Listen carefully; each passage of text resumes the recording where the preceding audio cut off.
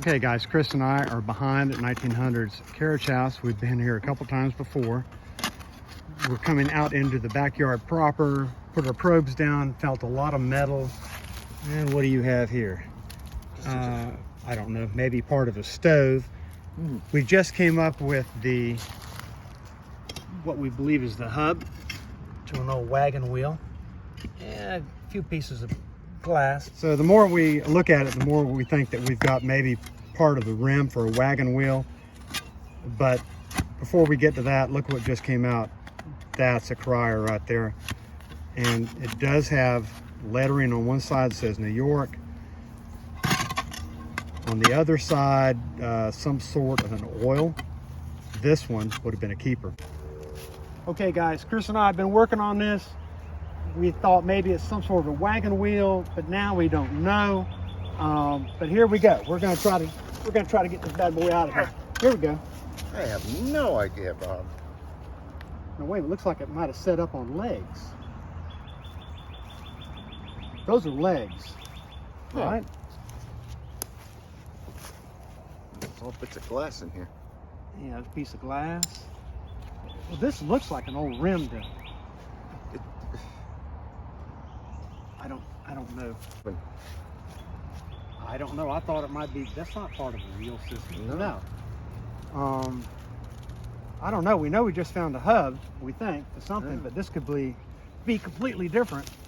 I think so. Now this is the handle. This handle probably flexed. It did. There's a bolt right here. Probably flexed. May have come out to the other side so that you could somehow lift this up. We got bolt hole here, here, here, and right here. So it makes 4 of them. So if anybody knows, this is a mystery. Okay guys, this may be the crier of all criers right here. This is an Art Deco Chero Cola bottling company, Columbia, South Carolina. I've never seen one of these before. I would think that they would be fairly rare, but hey, I could be wrong. All right guys, looks like our first whole bottle out. Chris was digging and this just rolled out. It's a med, maybe, I don't know, castor oil perhaps? Okay. Whatever it is. Is it Charles Fletcher's? The other side should say Castoria, which it does. Okay, well, hey, that's all right. It's whole. That's a good omen. That it is. And we just pulled out a jelly jar, common. Had a lid just kind of popped on it, popped off. And we've got French's mustard, which has turned out to be very common. It'll have a patent date in 1915 on it, and it will say it's French's along the shoulder. Like Chris said, we may have the top to a broken Coke. We just found a piece of an orange crush come out, so we remain hopeful. All right, Chris just moved this one out of the way, and it is a Coke. It is a straight side, obviously, and yeah, that would have been a nice one. Maybe hard for you to see, but it says Palaca, Florida, and Coca-Cola. Okay, this looks like a common condiment bottle, maybe. And It says Heinz on the bottom. oh, hi. It's broken. And this one just rolled out, and it's a Vicks, which is fairly common. We found quite a few of these here. 1920s probably, something like that maybe. So I'm not going to try to pronounce it, neither is Chris. It's C-L-I-C-Q-U-O-U-T Club. And Chris, didn't you say that this was a ginger ale? Yep, from Connecticut. Okay. Yep. So very cool. Finally got a larger bottle hole. All right, this looks like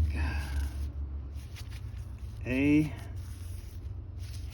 a slick. Probably an extract, but would have had a label. All right, we got another crier. That seems to be all we can do today. It's a knee high. I think it's a grape. Yeah. Oh, that's too bad. Beautiful. Would have been beautiful if it hadn't been for the bottom. All right, here we go again.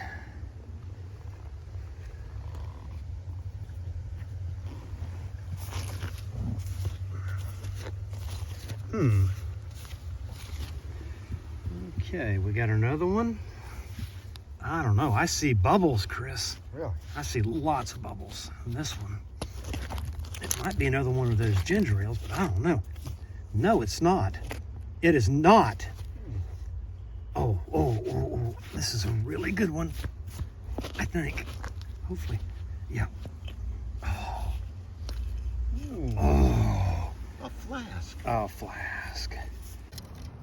Okay, guys, I don't know what was in this bottle. There's obviously some of the contents, that brown stuff is still there, it's residue. I don't know if you can see it, but there are hundreds and hundreds of little bubbles here. This is a blown bottle, and if you look at the neck, you'll see how uneven it is. Really good indicator. And on the base, it says MCKD. I'm guessing that's going to be McKesson, but I'm not sure. So it could have been a mineral oil. There's no telling what may have been in here. But anyway, I think it's going to clean up really nice. Got a nice aqua tint to it. Cork top. And Chris just came up with a mason jar lid and a little piece of the tin cap that would have screwed it on proper to the bottle. All right, Chris got something here. We got a little, I don't know. Oh. I think we finally got one, Chris. Ooh. Check this out. All right, Chris is just wiping it off. What do we got? McCormick's extracts, spices, and etc. Baltimore, Maryland. Yeah, we have not found one like that in that little, I don't know, lack of a better word, it looks like a flask, but really nice. Cork top. Yeah. And it is intact, nothing on the back. Nothing on the bottom. Some bubbles in the glass. Yeah, very, very cool.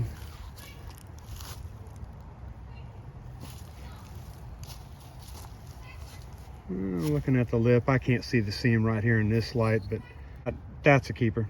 And then we just pulled this jewel out. Chris thinks this may be a drinking glass.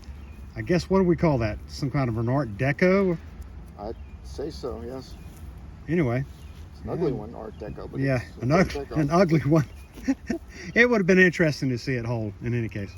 Okay, we finished this hole. Chris is going to go around. He's going to do a little more probing. And then we're going to come back and we're going to put all this material that we just dug out through a shaker box and see what we can come up with. Chris and I are now using a shaker box, and lo and behold, looks like we missed a bottle. It's got writing on it. It does indeed, and it is, well, hold on. It is, we haven't found that one. Foley and Company, Chicago, USA. I was going to say it's an extract, but no, I'm not so sure about that at all. That is a nice bottle. Didn't even realize that we're starting to clean things up out of this hole, and lo and behold, we got what, Chris? A little iron. Yeah, a little flat iron. Yeah. And probably used to press collars, maybe the pleats on dresses, or might have been a salesman sample. Okay, now we're at Chris's house, and he's going to show me a flat iron that's in perfect condition like the one we found. That unhooks that little ball. Oh, I see. So that heats up on the stove as hot as you want to get it. Then you can put this on, hook it in place, and you don't burn your hands with the wood handle. Perfect. Yeah. Now, it looks like we got one hole. Here we go. Oh! Nice. Oh, Chris. Nice. That'll work. Okay, Chris, how does it look to you? Looks beautiful. Oh my. I think that may be a Pontil mark right there from a punty rod. And if that's the case, okay, you guys, you can comment on this.